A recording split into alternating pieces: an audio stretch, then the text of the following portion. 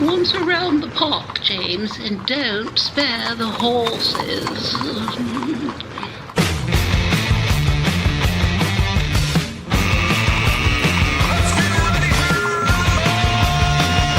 It's showtime.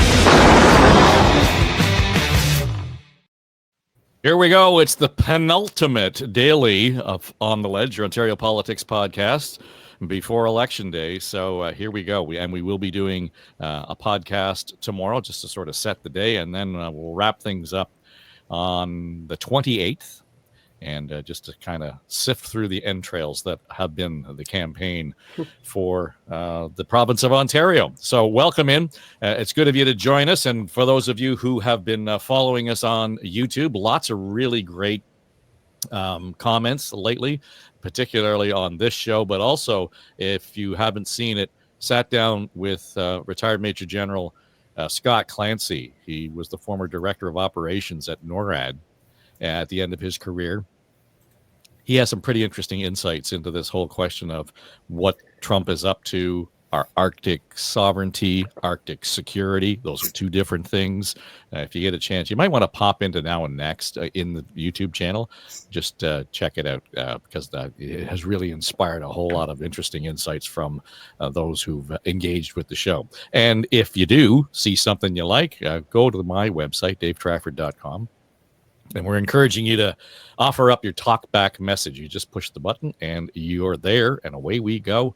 And if it's suitable, we'd be happy to include your comments in upcoming programs. All right, let's get around the table today. Here we go. It's Wednesday, February the 26th. We're recording at about 11:30 in the morning, just for those of you who are thinking, that sounds like it's old. Well, depending on when you listen to it, things may have changed by then. But this today, we typically feature our cast, our comms and strategy team. So Anne-Marie Aikins is here. Bob Reid, of course, from Broadway Strategy. Lindsay Broadhead, of course, handles Corp Comms and has insights in terms of a whole bunch of other sort of the public service side of comms. And I really do want to get to it because we're going to talk a little bit about City Hall today. So I'm anxious to hear what Lindsay has to say about that. And our founding pollster, John Wright. Okay. You know, it's interesting as we have this conversation today around Queen's Park campaign and all the way through this. You know, I always hearken back to the guys I knew in the old days of radio who were so deeply embedded at Queen's Park. And I say that because yesterday I got an email from Tayler Parnaby's younger son, and telling me that he passed away. Tayler passed away earlier this week. And, you know, it's just one of those things where we've all had this in our lives where you end up in a space where you come across somebody who has such an influence over what you do. And they don't necessarily have to be really active, but it's just by their character and by just their example of what you do. And Tayler Parnaby was one of those guys. And I know we've all kind of had varying degrees of experience with him. And if you're new to Toronto or you're new to the market, you know, it's been a while because Hap was on the air until I want to say January the 25th, 26th, something like that, 2009. I'll get into the details of that. But here is Tayler Parnaby, and we were in the middle of a mayoral campaign here in the city of Toronto.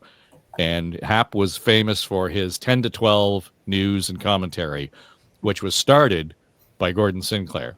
And Hap carried that banner right through until 2009. We'll turn to something which I think will become an explosive issue in the Toronto municipal election campaign. It was Mr. Nunziata's turn around the boardroom table here at CFRB this morning. The polls, he argues, not relevant. No match for the sort of reception he's receiving as he campaigns. No match for a veteran politician's feel in the final days of a campaign. But then John Nunziata talked about a matter which would appear to be the equivalent of an election campaign hand grenade. Why not withdraw and throw support to someone else was the essence of the question faced. He had, he said, been under pressure to withdraw before the official date by which nominations were to be filed. John Nunziata says people were offering money, six-figure money if he would step aside, money that would at least pay for the campaign expenses his team had already incurred. They even knew the cost of one of the contracts the Nunziata team had arranged, he said. He wouldn't name the people nor the candidate with whom they might have been associated, but he did make reference to telephone calls, to himself, others. The only person not called, Nunziata said, was his wife, a reference to those associated with the candidate who could well become the next mayor of Toronto, his view. When he declined one offer, Nunziata claimed the amount of money offered was increased. He also claimed there was a suggestion he drop from the mayor's race, run for a position on the council, and then, if elected, enjoy the opportunity of being appointed deputy mayor. Nunziata used the word bribe in his conversations here, said he considered taking the issue to the police chief or a deputy, even thought of wearing a recording device if cash was to pass hands. But upon reflection, Nunziata said, the matter was set aside. Politics, he offered. Did a candidate know of the offers he was asked? Not that he knew of his answer. Across the table from Nunziata, a veteran campaign assistant who I've known for some time. He did not flinch at Mr. Nunziata's comments. But he almost just, I think, maybe choked on his coffee as he was having a drink listening to that clip. Bob Reid was that guy sitting at the table that day. And as I recall, as Mr. Nunziata was making his revelations, I think you actually may have broken the ballpoint pen that you had in your hand. But that was Hap, right? I mean, that was there was an urgency about the story. There was nobody else who could tell that story that way. Yeah, very, very much so. And it really it didn't become a big story in that campaign. Thanks for playing that and reminding me of that episode, Dave, because I spent a lot of time in therapy trying to blot that whole experience out of my mind. It's a long, strange trip as to how I got involved in that campaign. But it's funny how things turn. That campaign's manager was a young lady named Bonnie Crombie, with whom I spent a lot of time and got to know very well under that circumstance.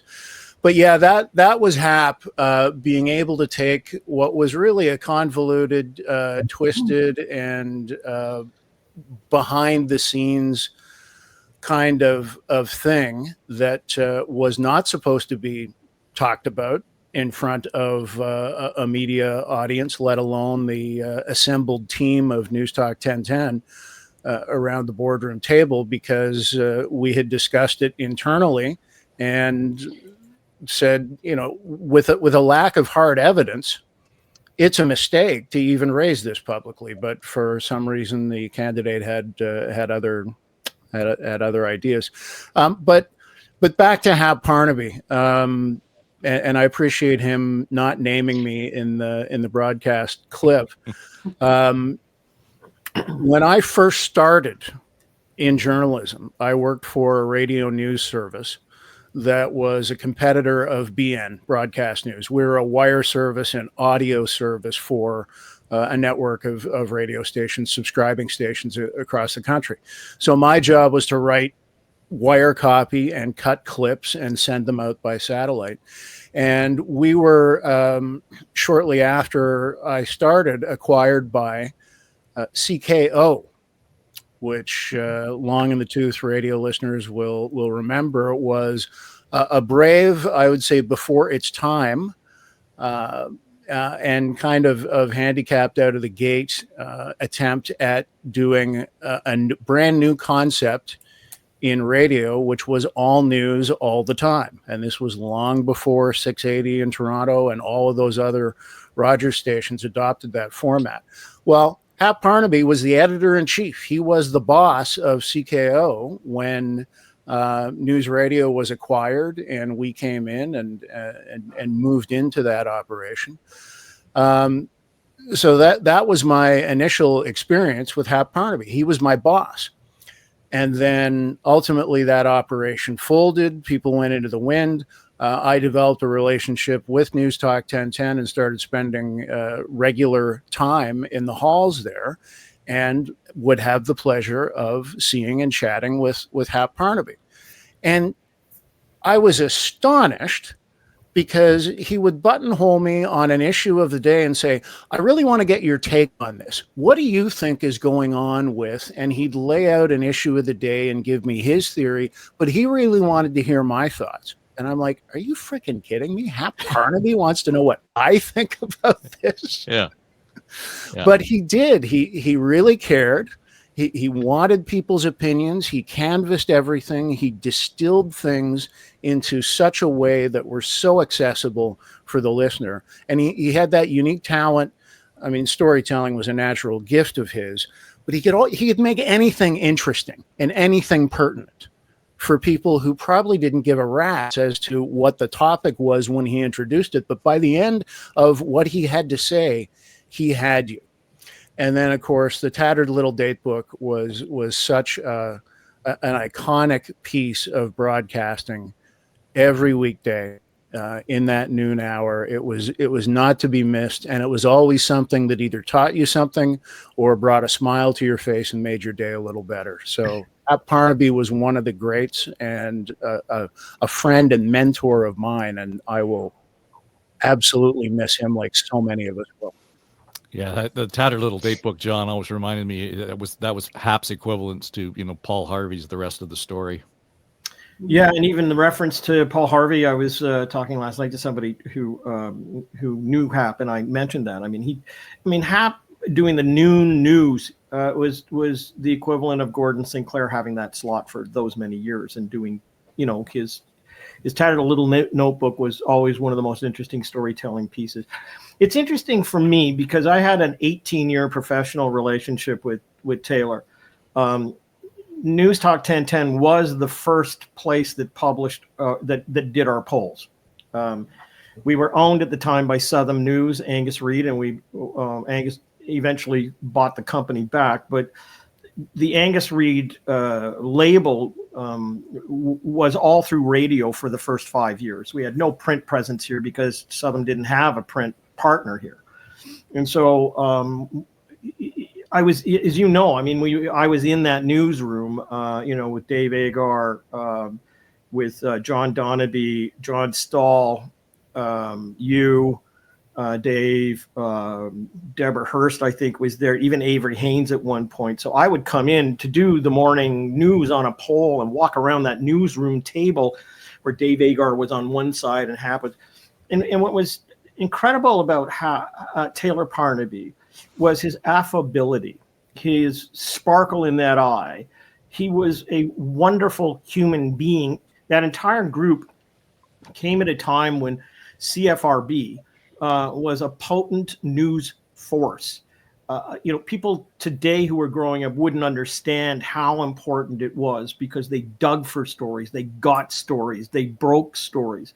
But they also, Gary Slate, who ran the station at the time on a nickel and a dime, as we all remember, also said, you know what, these poll guys, let's see what it's about. And so I was with remorse in a way that I had that professional relationship, and then he was gone in 2009 from there, and I didn't stay in touch. And I'm sure many people feel the same way because he was a wonderful human being. He was an incredible professional newsman. He was a storyteller. It's just when I see him in my mind's eye, I see that glint in his eye. He always had it because he was chasing the truth. I would say that, and he was giving a perspective. So I felt badly hearing that we'd lost him, but on the other hand, it reminded me how great that newsroom was. It doesn't exist anymore. I mean, we have in every part of the media now young people who read copy, that comes off the wire. This was an engine of great journalism, and he was right at the forefront of it.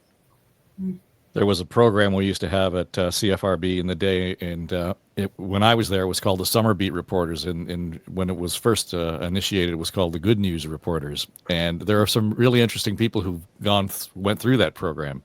John Shannon was a Good News reporter. Valerie Pringle was a Good News reporter. So the tradition there of that kind of mentoring was baked right into the newsroom.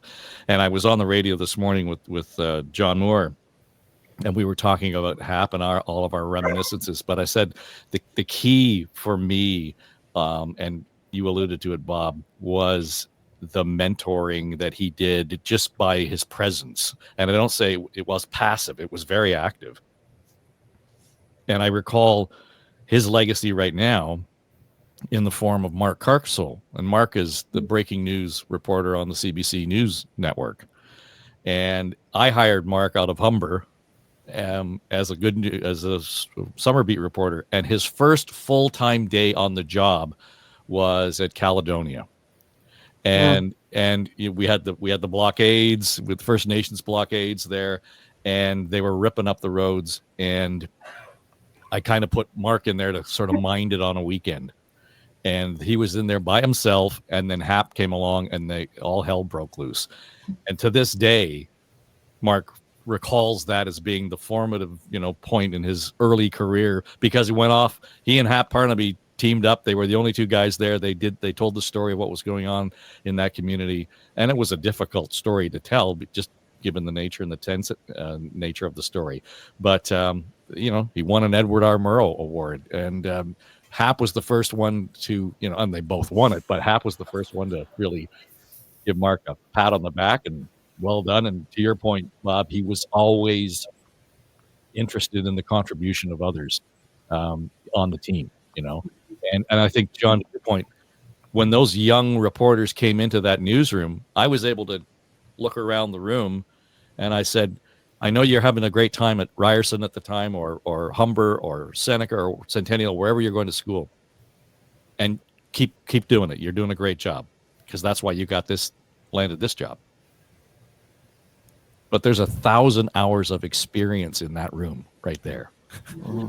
And because of that, we all learned from it. But the thing that struck me most was that Hap was always in a learning moment. It felt like he was always, to your point, curious. So anyway, I wanted to make sure that we noted his passing. I have some audio that I'm going to actually put together and produce, and I'm going to put it into the Now and Next feed, and probably in a day or so. But anyway, thank you for indulging me.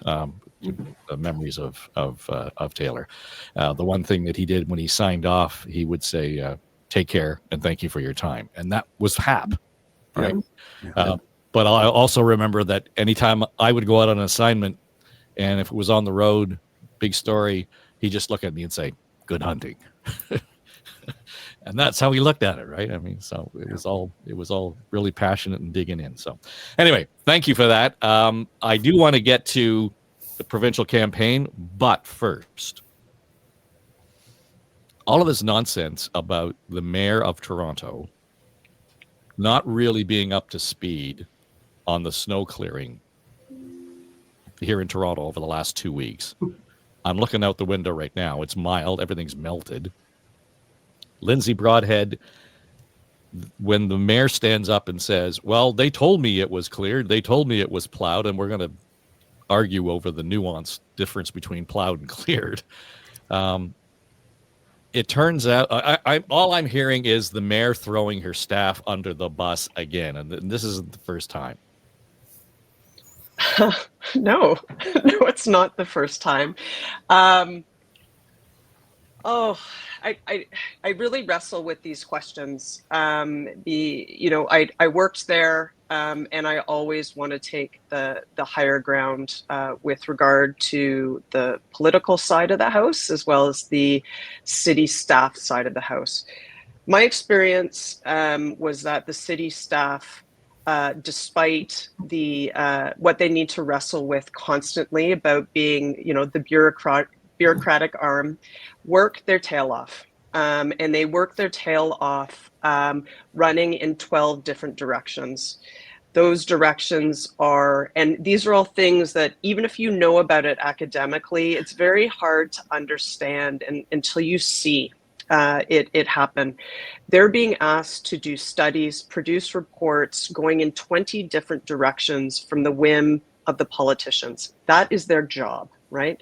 And the politicians are supposed to be doing it to represent the constituents. So baseline politics there. But they're running in so many different directions that it's hard to execute somehow. Not somehow, it's often hard to execute. In this case, there was an incredible snowstorm in Toronto. We as a city, let's start, brass tacks, we should be able to manage snow. We should be able to manage the communications of the snow. We should be able to manage the cleanup of the snow. All of those things should be able to happen in a northern climate like ours and in a big city environment.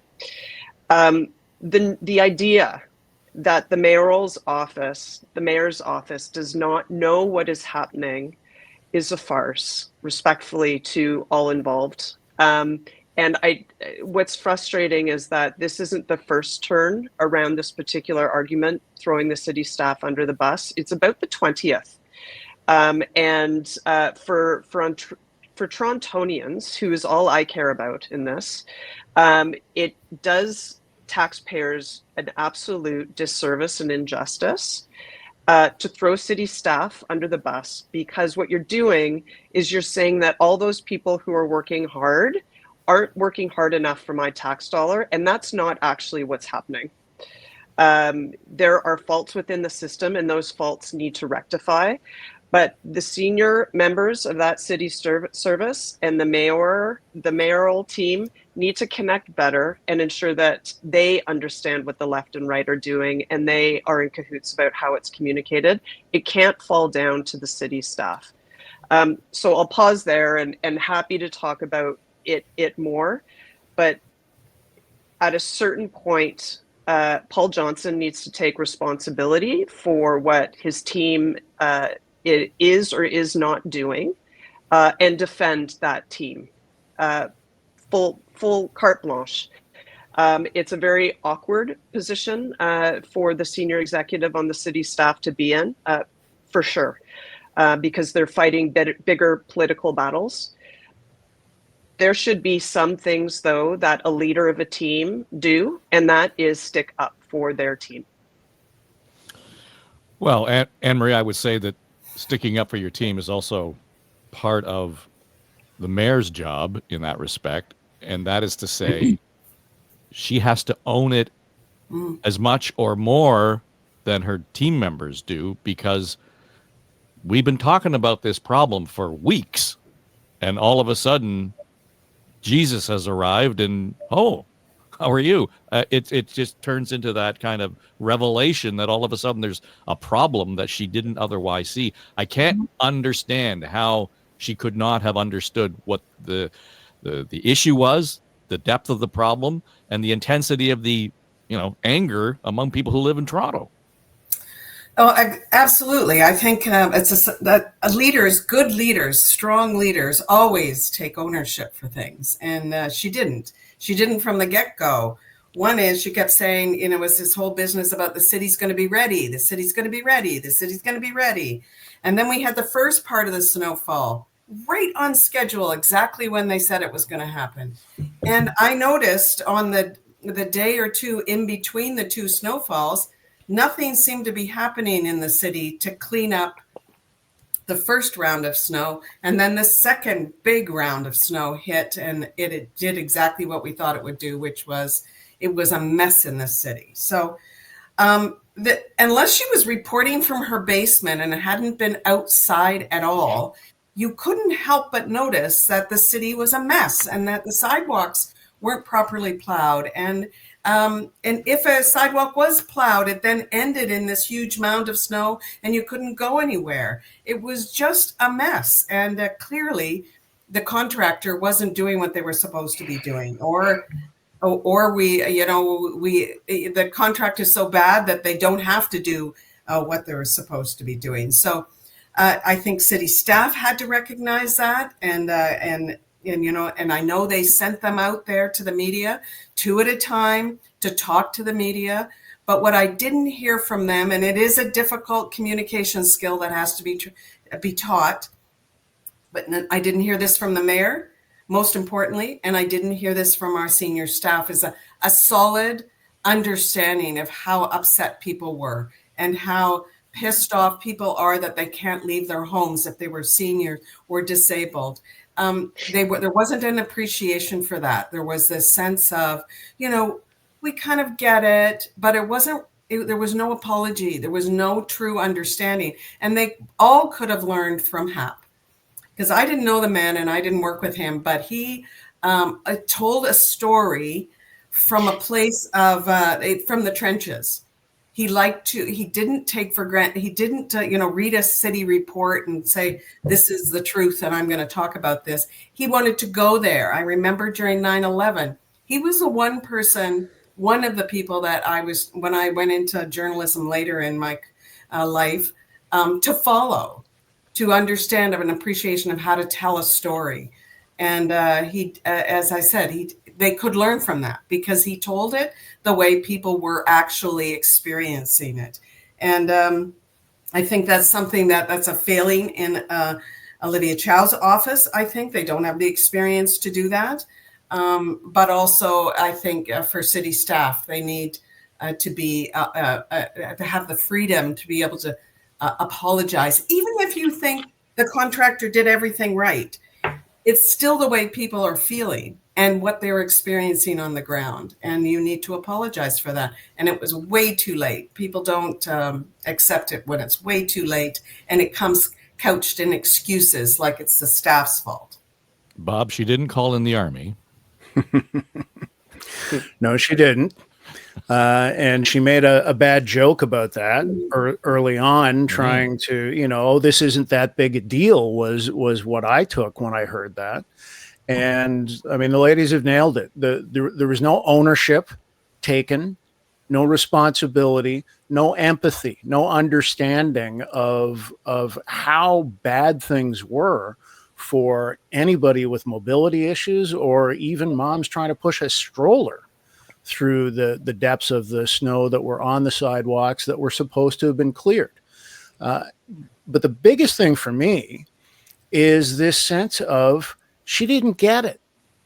She wasn't sensing, as has been said, the anger, the frustration among people out there. She didn't seem to get it. And then most recently when she said, they told me that 99% of the sidewalks had been plowed. We didn't need any reports from anybody to know that that wasn't the case. Those of us who were actually outside and walking around. So the question is, where have you been? As was just said, were you in your basement the whole time getting these reports? Because anybody who tried to go anywhere was immediately struck by the failings of even getting the sidewalks. I mean, I understand they can't get all the snow removed from every little side street in the city, but the sidewalks needed to be prioritized far much more than they were. And there was no, she just didn't seem to get it. And John Wright, I'm looking at you. All politics is local, right? Plow my streets, pick up my garbage from our municipal levels. These are the core fundamental things that we expect all the time.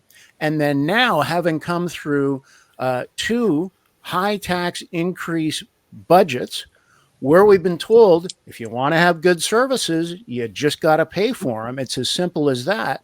Okay, great. You've whacked us twice and we get this.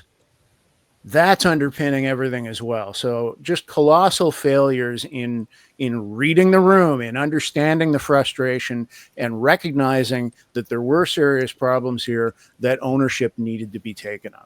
Well, the context is interesting, Bob, because the day that we had the storm and the first storm, and it was, it swamped us, was the day after we got the tax increase from City Hall, and as a result of that, we didn't get our garbage picked up because the garbage trucks couldn't get down the street. So, John, I dare say, at the risk of a bad pun, what's the likelihood that this snowballs and turns into something she can't shake if you're looking at making another run at the mayor's chair? It sounds small, but I don't think it is. Going to be no, absolutely. And Bob hit the nail on the head, and that is, where candidates fail is where somebody pays $15 for a glass of orange juice. I think that if she's in office and did not intend to run for mayor again, this is a good idea to seal that notion, because I think it's the end of her political career beginning today. And precisely for that reason, if you look over the last 3 years, residential taxes for many of these places around town have gone up almost 25%. That's an incredible amount of tax. And you can argue with libraries staying open or doing a whole bunch of other things about where the taxpayers' money should go. But competency is where everything should be for the local street and the local citizens. The one thing that's missing from all of this is a credible candidate to take her on. I think that, the Brad Bradfords and the others will step up, for the next election campaign. But there just doesn't, and I don't want to insult them because they're great people. I'm just saying that we've had heavyweights who have stepped into the ring. John Tory was a heavyweight. David Miller was a heavyweight. June Rowlands, not so much. I mean, in fact, if there's a comparison, it might even be Olivia Chow and June Rowlands, who didn't know who the Bare Naked Ladies were. But I think this is serious for her. And I am also with Lindsay. This is, the throwing staff under the bus. This is now becoming a common excuse. Whether it's about, I didn't get the email, so I didn't show up to the Israeli rally. I was too tired and I went home. Or it's, the vacant tax thing. I didn't know about it. Or this city is broken. Like, seriously, that's when you go out to the street and you say, I can't get this done after a 25% tax increase. This is the anger that swells from neighborhoods. The question is whether or not there is somebody to take that anger forward. And we had, that about a year and a bit to go, in that process.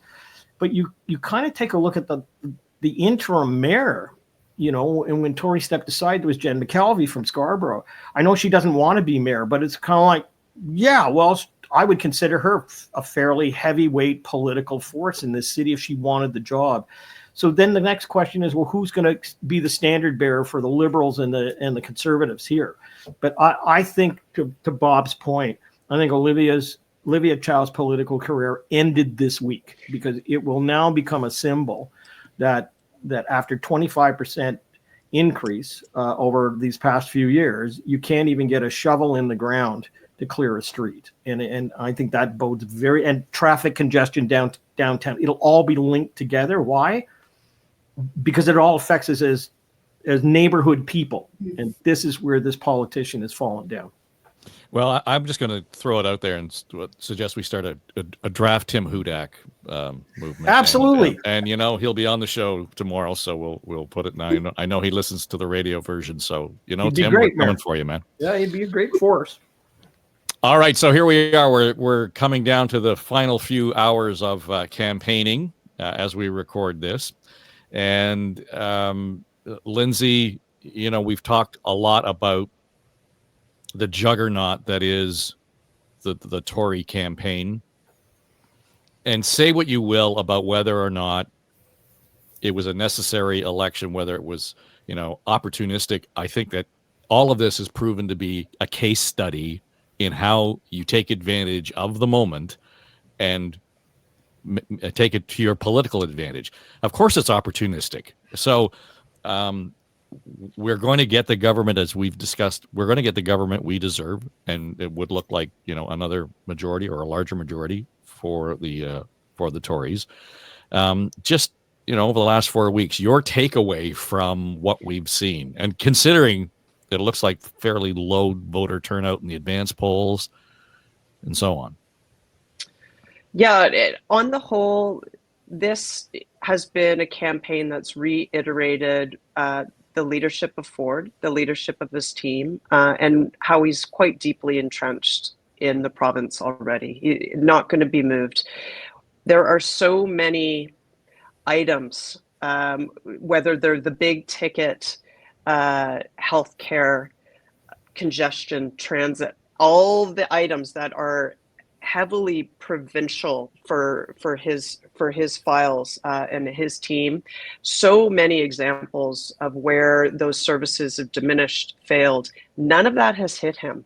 So whereas that same argument in a federal space, we keep hearing the last 7 years or however many years of Trudeau, 9 years, I guess, of Trudeau, that's a reason to throw him out and vote a different Liberal leader, a different color altogether, potentially go Polyev. That same rationale hasn't been sticky in the province at all.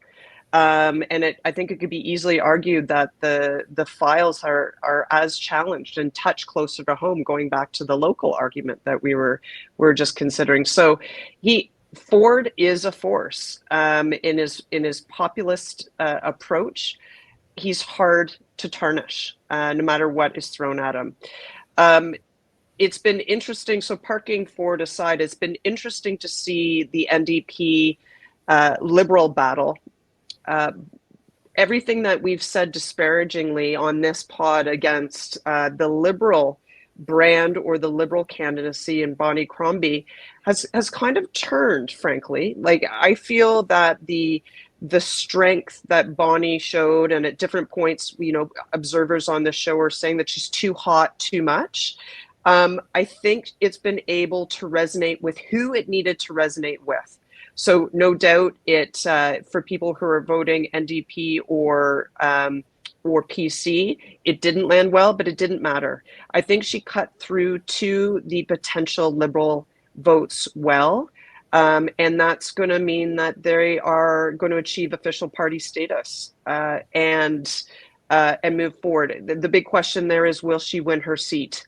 And that's going to be, a choose your own adventure. And I'm sure will warrant a lot of dialogue and about 20 more podcasts like this to come. But those are the dynamics that I've been most intrigued with, less so the peripheral shouldn't have had this election.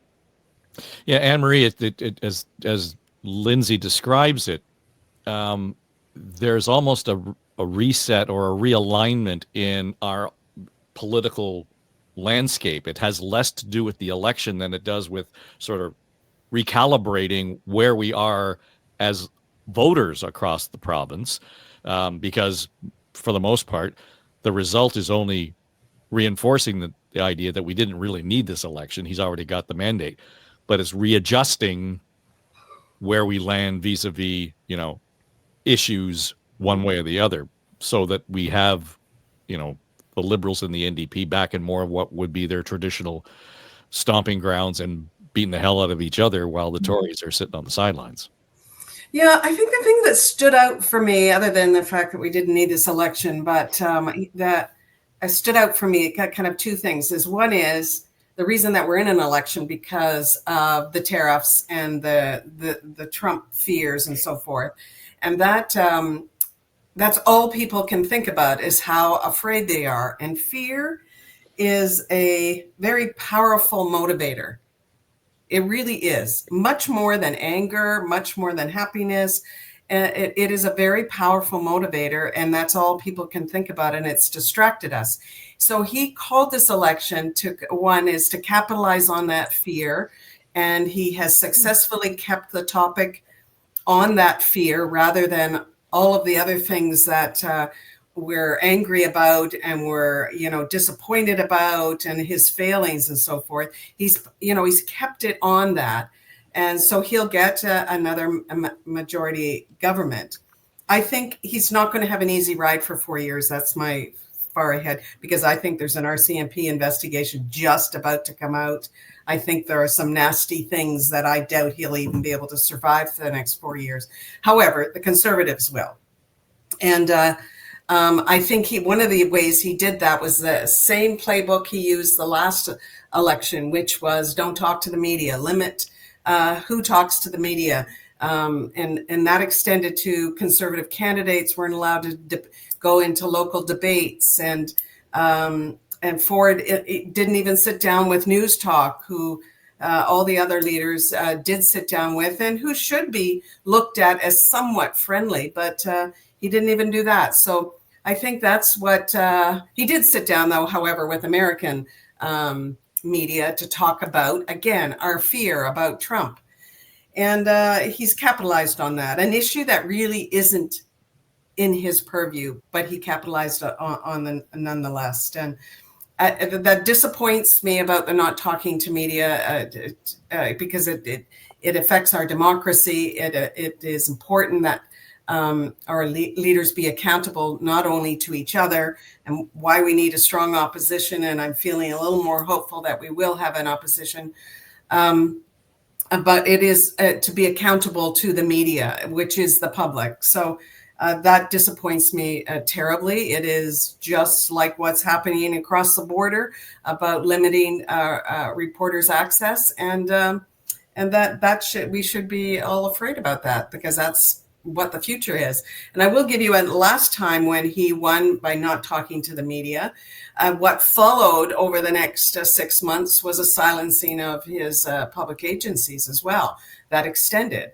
I don't need the media, and you don't need the media, because it just complicates my life. You're not allowed to tell them the truth about anything. So that's probably going to double down those efforts, and that's not good for anyone.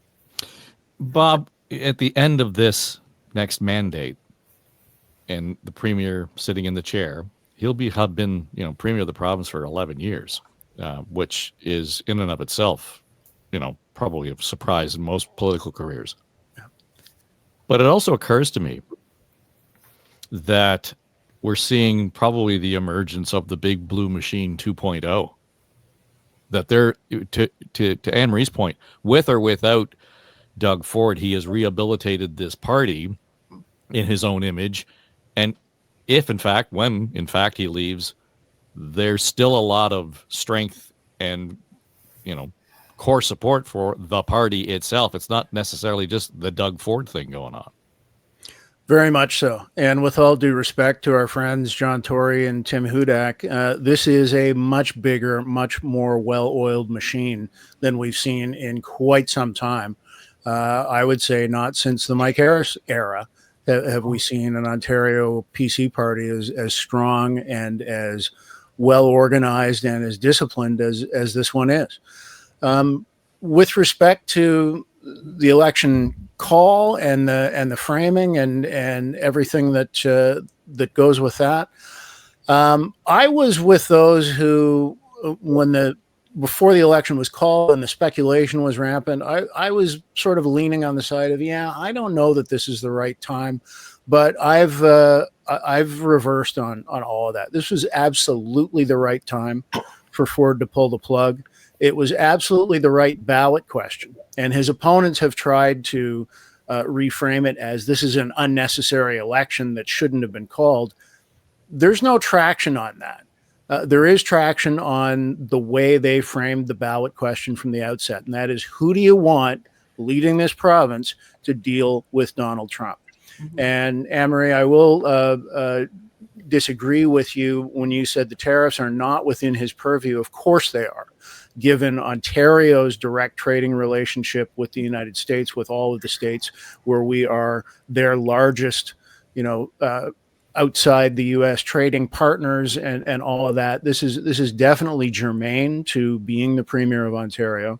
So the way he's framed that question, the ballot question from the outset, the way the campaign has been focused, has really been flawless. And like everybody else, I'm going to be watching to see who comes in second, because that's really going to be the key new aspect and new dynamic coming out of this. Does Bonnie Crombie get her party back to party status? Does she get them back to opposition status?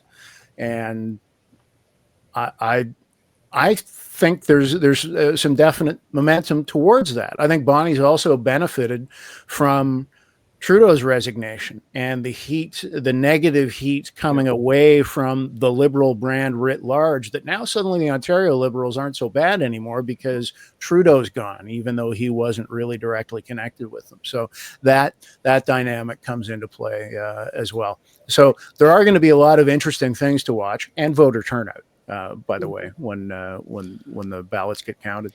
Yeah, I mean, John, that's really the issue, I think, in this campaign, to the degree to which, I'm feeling like a real soft attention span around this whole thing over the last week, where, normally there'd be a little edge or a little bit of excitement or intensity around the last few days of a campaign. I don't know what your gut says, but holy cow.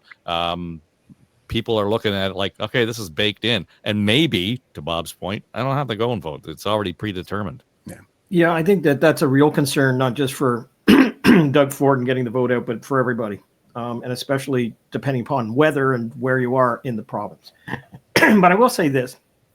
I've watched a lot of political campaigns, like all of us. And I can remember many campaigns, including the last one that the Prime Minister of Canada had, where people said it's an unnecessary election.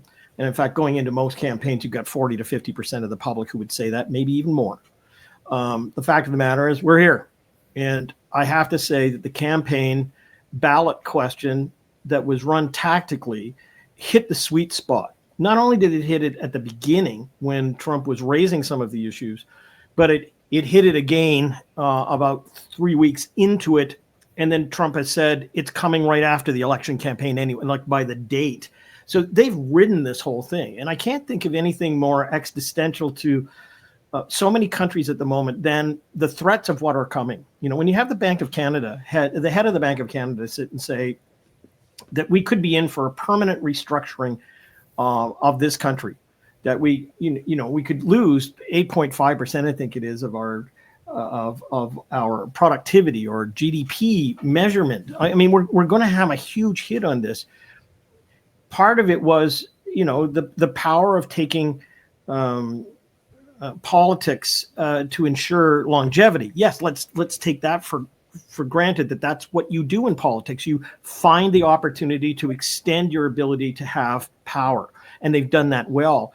But also, we are facing a circumstance that's going to require really big decisions over the next period of time. And, the federal side of things are just going to get started with a new leader federally. And every province is going to have to come together to figure out what they're going to do. This gives Ford a huge mandate to go forward on this issue. And I think, he's not going to be second guessed in the legislature for having the ability to make decisions as a government. So I'd say at the end of this campaign, we're kind of where we started, 40 plus percentage points for the Conservatives. The federal drop off in vote, which is now in some regards down to 10%, if you look at some of the polls for the NDP, have actually brought the brand down, and it's brought the Liberals up as Mark Carney becomes the fave choice of the Liberal Party. So exactly what Bob said, it's played into that. The question now is, what does this team do with what's going to be a landslide victory? What does it do to get the vote out for all three of these parties? What does it do to actually begin hitting the ground running to deal with Donald Trump, still with a federal vacuum of leadership, of which Doug Ford, as chair of the provinces, is going to be Team Canada guy, and he was wearing his hockey sweater with Team Canada on it. This is a big moment for Ontario and for Doug Ford. They played their cards extremely well. They've got a great oiled team. And the question really now is, well, what do you do on it the morning you wake up? If anybody ever gets to see The Candidate with Robert Redford, it's a superb film. There's all of us who are involved in politics will watch it, and it actually echoes the time of the Big Blue Machine, and it's so well put together. But there's that great final moment in the film where Robert Redford has won unexpectedly, and the campaign manager is in the hotel room as all the others are trying to burst through the door, and Robert Redford mouths something, and the campaign manager tilts his ear. He says, "What?" And Redford looks at him. He says, "Now what do we do?"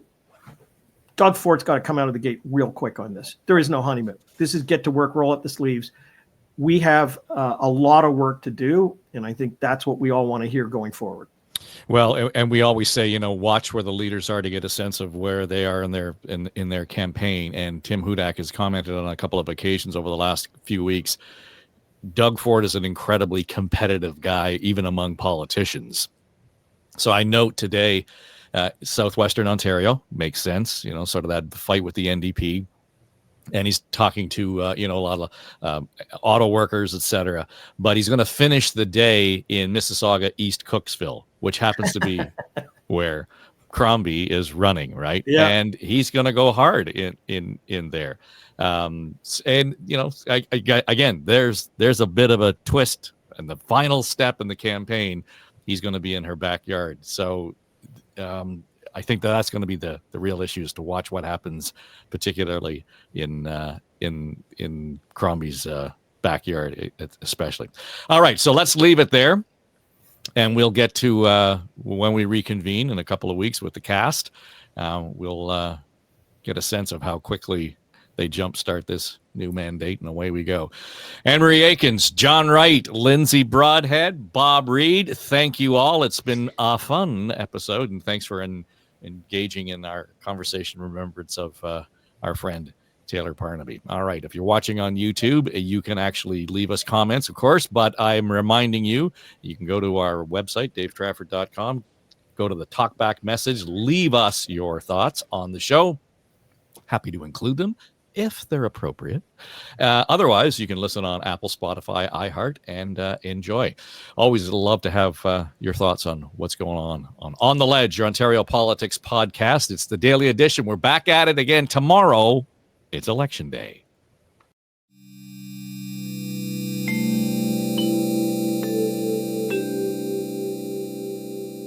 This is SSN. Story Studio Network.